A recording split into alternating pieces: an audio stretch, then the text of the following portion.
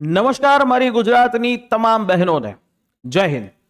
બહેનો, જીપીએસએસબી એટલે કે ગુજરાત પંચાયત સેવા પસંદગી મંડળમાં મુખ્ય સેવિકાની 90 કરતા પણ વધારે જગ્યાઓ ઉપર ભરતી આવી રહી છે।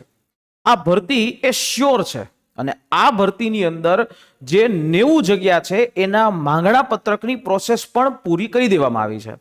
હવે કોણ, કારણ કે ઘણા બધા બહેનોના મગજમાં પ્રશ્ન હશે કે કોણ આ મુખ્ય સેવિકાની અંદર ફોર્મ ભરી શકે, કઈ બહેનો જે છે એજ્યુકેશન ક્વોલિફિકેશન શું હોય, વય મર્યાદા શું હશે અને સિલેબસ એ શું હશે। તો એક નજર છે આના ઉપર કરી લઈએ અને આખી વાત જે તમને રજૂ કરી દઉં। તો આની પહેલા મારા ટ્વિટર એકાઉન્ટના માધ્યમથી અમે લોકોએ તમને માહિતી પણ આપી હતી કે ભાઈ જીપીએસએસબી એટલે કે ગુજરાત પંચાયત સેવા પસંદગી મંડળ, બરાબર, આ ખૂબ મોટી ભરતી પ્રક્રિયા કરવા જઈ રહ્યું છે। લગભગ 5665 કરતા પણ વધારે ભરતીઓ થવા જઈ રહી છે, જેમાં હું વાત કરું મુખ્ય સેવિકા તો 90 જગ્યાઓ છે એ 90 જગ્યાઓ માટે આ મુખ્ય સેવિકાની ભરતી આવી રહી છે। હવે બહેનો, તમારે જોઈએ તો માત્ર એક જ જગ્યા, બરાબર। તો પ્રશ્ન એ ઊભો થાય કે મુખ્ય સેવિકા છે એનું ઓફિશિયલ કોઈ વસ્તુ છે? હા, આ ઓફિશિયલ પીડીએફ ના માધ્યમથી તમને માહિતી આપવાની કોશિશ કરું છું કે આની આખી પ્રોસેસ પંચાયત સેવા પસંદગી મંડળની પ્રોસેસ એ પૂરી થઈ ગઈ છે। બસ થોડા સમય બાદ ટૂંક સમયમાં આની જાહેરાત આવી જશે અને જાહેરાત આવે અને જાહેરાત જે છે એ આવે એના પછી તો ગામ આખું તૈયારી કરવા બેસે। પણ બહેનો, જો તમે એવું ઈચ્છી રહ્યા હોય કે તમે તમારા પરિવાર માટે, તમારા ભવિષ્ય માટે સરકારી નોકરી મેળવવા ઈચ્છતા હોય અને તમારી પાસે અત્યારે હાલ ક્યાંય આવવા જવાનો સમય નથી, તો ચોક્કસથી તમે અહીંયા તૈયારી કરી શકો છો। શું છે આખી વિગતવાર આપણે જાણીએ, પણ આ મુખ્ય સેવિકાની ભરતી છે એ અહીંયા આવી જશે, બરાબર। સમય પહેલા જાહેરાત જે સમય જે છે એની પહેલા થોડા સમયમાં આવી જશે। તો હવે એક સિમ્પલ ક્વેશ્ચન ઈ તમારો ઊભો થાય કે મુખ્ય સેવિકાની અંદર કોણ ફોર્મ ભરી શકે? જો અહીંયા મુખ્ય સેવિકાની અંદર જે 37 વર્ષ જે છે એની એજ લિમિટ આપી છે, બરાબર। 37 વર્ષની અંદર પણ એજ લિમિટમાં રિલેક્સેશન મળશે, જેમ કે એજ લિમિટમાં રિલેક્સેશન 5 વર્ષનું જે છે એ એજ લિમિટમાં રિલેક્સેશન મળે હજી, બરાબર। ઈડબ્લ્યુએસ છે, પછી ઈડબ્લ્યુએસ છે, એસઈબીસી છે, ઓપન કેટેગરીની મહિલા ઉમેદવારોને પણ આટલું એજ રિલેક્સેશન મળશે અને આ આખી ભરતી ડેડિકેટેડ છે મહિલાઓ માટે, તો એ બહેનો છે એના માટે રહેશે। હવે ક્વોલિફિકેશન જોઈ લ્યો। જો તમે બેચલર્સ એટલે કે જો કાં તો તમે સ્નાતક હોવા જોઈએ અથવા કાં તો તમે માસ્ટર્સ જે છે એ કરેલું હોવું જોઈએ। પણ કેમાં તમે માસ્ટર્સની ડિગ્રી કેમાં હોવી જોઈએ? હોમ સાયન્સની અંદર અથવા સોશિયોલોજીની અંદર અથવા ચાઇલ્ડ ડેવલપમેન્ટની અંદર અથવા ન્યુટ્રિશનની અંદર અથવા સોશિયલ વર્કની અંદર, બરાબર। જેમ કે ઘણા બહેનોએ એમએસડબલ્યુ કર્યું હોય, એમએસડબલ્યુ, તો એ પણ ચાલશે। ઘણા બહેનોએ સોશિયોલોજીમાં બેચલરની ડિગ્રી મેળવેલી હોય તો એ પણ ચાલશે। ટૂંકમાં ઇન શોર્ટમાં કહું તો આ બધી ડિગ્રી છે એ ચાલશે। તમને કમ્પ્યુટરનું નોલેજ હોય, ગુજરાતી ને હિન્દી ભાષા આવડતી હોય એટલે તમે આ ભરતીમાં ફોર્મ છે એ ચોક્કસથી ભરી શકશો। એટલે આ એની એજ્યુકેશન ક્વોલિફિકેશન।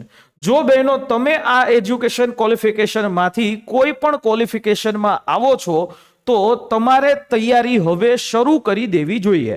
હવે વસ્તુ એવી થાય છે, સ્પર્ધાત્મક પરીક્ષાનું જે લેવલ દિવસે ને દિવસે અપ થતું જાય છે અને એની અંદર જો તમે નોટિફિકેશન આવ્યા બાદ તમે તૈયારી કરો તો જનરલી તમને 90 દિવસનો સમય મળે અને 90 દિવસના સમયમાં નવા સિલેબસની અંદર કવર કરવું એ અઘરું છે અને એટલા જ માટે હવે એ નવો સિલેબસ પણ અહીંયા આવી ગયો છે। હવે પહેલા સિલેબસમાં કેવું હતું? 75 માર્ક હતા, પહેલા 100 માર્કનો સિલેબસ હલતો હતો, હવે તો એમાંય વધી ગયું, પહેલા 150 નો હતો, હવે તેમાંય વધી ગયું। શું થયું? 200 માર્કનો આખો syllabus. General awareness, general knowledge 35 માર્કનું પૂછાશે, ગુજરાતી ગ્રામર 20 માર્કનું પૂછાશે, ઇંગ્લિશ ગ્રામર 20 માર્કનું પૂછાશે, general mathematics, reasoning, data interpretation એટલે કે જેને તમે મેથ્સ, રીઝનિંગ અને ડેટા ઇન્ટરપ્રિટેશન કહો તો એના ટોટલ 25 માર્ક થશે અને એક આખો બહુ મોટો પોર્શન તમને મુખ્ય સેવિકાના લગતું જ્ઞાન, એટલે આ 100 માર્કનું આવે. સૌથી મોટો પ્રશ્ન છે આનું આવે. બરાબર, તો અહીંયા આખા ટોટલ 200 માર્ક મળશે અને 3 કલાક જે છે એનો સમય જે છે એ આવશે. હવે આ મુખ્ય સેવિકાની પરીક્ષા કેવી છે કે 200 માર્ક તમે જે છે આ 200 માર્ક, એમાંથી તમે જેટલા માર્ક મેળવો એટલાનું તમારું મેરિટ જે છે એ બને. અને મેરિટમાં તમારા જેટલા વધારે માર્ક્સ, બરાબર, એટલું જે છે તમારા સિલેક્શનના ચાન્સ છે એ ખૂબ વધી જાય. શું કામ વધી જાય? અને અહીંયા હું તમારા ભાઈ તરીકે તમને એટલા માટે તૈયાર કરવા આવ્યો છું કે જેથી આવનારા સમયની અંદર જ્યારે નોટિફિકેશન આવે એની પહેલા તમે તૈયાર થઈ ગયા હોય. બરાબર, તમારી પાસે 3 થી 4 વખત રિવિઝન જે છે એ થઈ ગયું હોય. હવે 3 થી 4 વખત તમે રિવિઝન કરી લીધું હોય અને તાકાત છે કે ગમે એવા પ્રશ્નો આવે તો તમને હંમેશા એ પ્રશ્નો આવડી જ જાય. બરાબર, આ મારી 110%ની ગેરંટી છે. બરાબર, તો આ રીતે જો તમે વિચારશો તો ચોક્કસથી છે તમારે વિચારવું પડશે. આ બધું તો માની લો તમે કોઈક પરીક્ષામાં કર્યું હોય, પણ મુખ્ય સેવિકાનો આનું જે વસ્તુ છે 100 માર્ક, આ 100 માર્ક માટે તમારે હંમેશા કોઈ પણ એવા એક્સપર્ટ લોકોનું ગાઈડન્સ છે એ લેવું પડે. હવે હું તમને અહીંયા જનરલ નોલેજ છે એના ટોપિક શું પૂછાય તો એની ઉપર પણ વાત કરી દઉં. જો જનરલ નોલેજ એટલે કે જેને તમે જનરલ સ્ટડીઝ કયો, જનરલ અવેરનેસ કયો, જીકે કયો, આ બધી વસ્તુ છે. એની અંદર જોજો ભાઈ, આ હિસ્ટ્રી, અહીંયા પણ general mental ability, general intelligence, એટલે થોડોક રિઝનિંગનો ટોપિક આવે. પછી હિસ્ટ્રી ઓફ ઇન્ડિયા આવે, હિસ્ટ્રી ઓફ ગુજરાત આવે. જોજો બહેનો, જોજો. બરાબર, તો આ બધી વસ્તુ આવશે. કલ્ચર, ભારતનો સાંસ્કૃતિક વારસો, ગુજરાતનો સાંસ્કૃતિક વારસો, ભારતનું ભૂગોળ ને ગુજરાતનું ભૂગોળ, ભારતનું બંધારણ, સ્પોર્ટ્સ આપી દીધું છે, પંચાયતી રાજ આપી દીધું છે, કેન્દ્ર અને રાજ્ય સરકારની યોજનાઓ આપી દીધી છે, ભારતની અર્થવ્યવસ્થા, ભારતની ઇકોનોમી અને પ્લાનિંગ એટલે પંચવર્ષીય યોજના, જનરલ સાયન્સ, એન્વાયરમેન્ટ, આ ઇન્ફોર્મેશન અને ટેકનોલોજીનું વાત. બરાબર, કરંટ અફેર્સ છે, આ વસ્તુ પૂછાશે.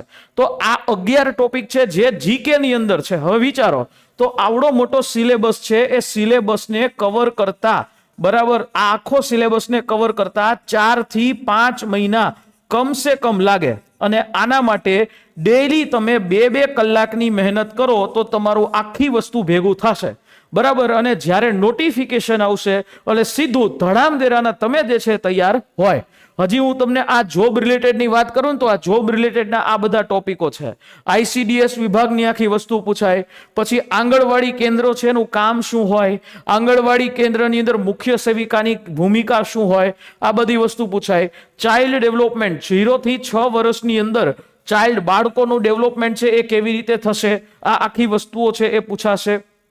પછી પોષણ અને આરોગ્ય, આના ઉપર તમને ટોપિક પૂછાય, પોષણ અને આરોગ્યની બાબતમાં. બરાબર, અને મહિલા અને બાળ વિકાસ યોજનાઓ જે અત્યારે ચાલે છે આ એના ટોપિક હોય, જેમ કે પ્રધાનમંત્રી માટેની પોષણ યોજના છે, પ્રધાનમંત્રી માતૃવંદના યોજના છે, જનની સુરક્ષા યોજના છે, રાજ્ય સરકારની યોજના પણ પૂછાય, કુપોષણ માટે કિશોરી શક્તિ યોજના, માં અમૃતમ યોજના, આ બધી યોજનાઓ છે એ ત્યાં તમને પૂછાશે.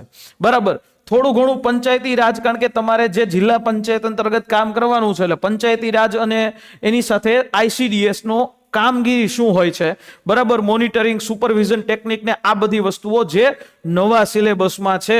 અને આ નવા સિલેબસમાં આ 100 માર્કનું છે. તો તમે જ્યારે અત્યારથી તૈયારી કરવા માંડશો ત્યારે તમારું ભેગું એ થશે. મુખ્ય સેવિકાની ફરજો પૂછાય છે. બરાબર, તો બહેનો, આપના માટે અમે શરૂ કરી રહ્યા છે મુખ્ય સેવિકાને લગતી સ્પેશિયલ બેચ. ગુજરાતમાં સૌથી અફોર્ડેબલ અને ગુજરાતમાં સૌથી અફોર્ડેબલ રેટ ઉપર ક્વોલિટી વાળું શિક્ષણ એ તમને મળશે લક્ષ્યમ એકેડેમી પર. અમારા ભૂતપૂર્વ, મારું તો એવું છે કે મારા ભૂતપૂર્વ વિદ્યાર્થી બહેનો છે એ અત્યારે હાલ ઓલરેડી જે 2021-22ની જે ભરતી થઈ એની અંદર ઓલરેડી મુખ્ય સેવિકા તરીકે હાલ કામ કરી રહ્યા છે. મારા બીજી સંસ્થા અંતર્ગતના ઇન્ટરવ્યુઝ પણ મુખ્ય સેવિકા, CDPO આ બધી ભરતીને લગતા મળશે. અને હું આ બાબતની અંદર મુખ્ય સેવિકાની અંદર બહુ વ્યવસ્થિત રીતે જે છે કામ કરી ચૂક્યો છું, પાસ કરાવી ચૂક્યો છું. તો તમને એવા એક્સપર્ટ વ્યક્તિનું ગાઈડન્સ છે એ તમને આ બેચની અંદર મળશે.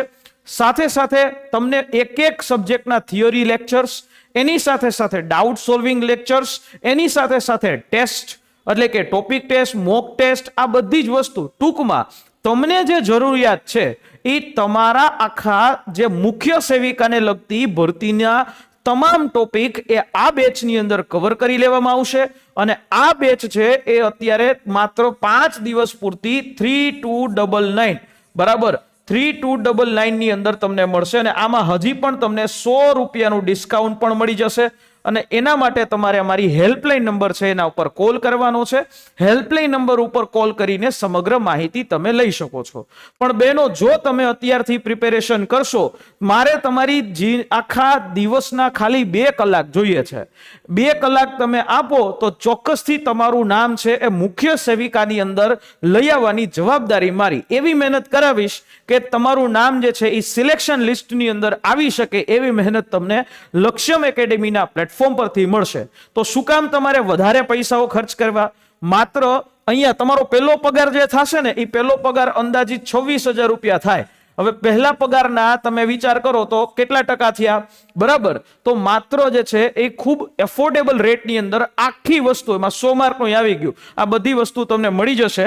તમારે આ નંબર ઉપરથી કોલ કરી કૂપન કોડ માંગી લેજો, વધારે માહિતી પૂછી લેજો. અને હા, આ બેચ છે આપણે 15 દિવસ બાદથી શરૂ કરી રહ્યા છે. આશા રાખીએ આ માહિતી સમજાઈ હશે. અને જો તમને કોઈ ક્વેશ્ચન હોય તો નીચે કોમેન્ટ બોક્સમાં તમે પૂછી શકો છો. મળીએ નેક્સ્ટ અવાજ કોઈ વિડીયો લેક્ચર સાથે. જય હિન્દ, જય ભારત.